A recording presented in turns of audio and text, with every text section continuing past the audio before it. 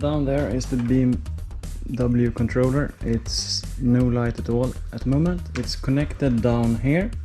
The same connector as the NAV6 used. You just disconnect and plug in, super easy. This is fed down there.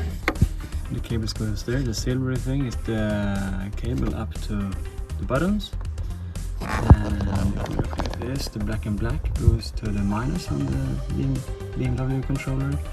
The green is and the red is the 12 volts.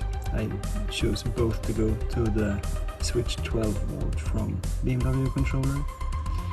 And you see a little black thing there. That's for future use. I just cover that with shrink host. So that's it, and it's very much plug and play.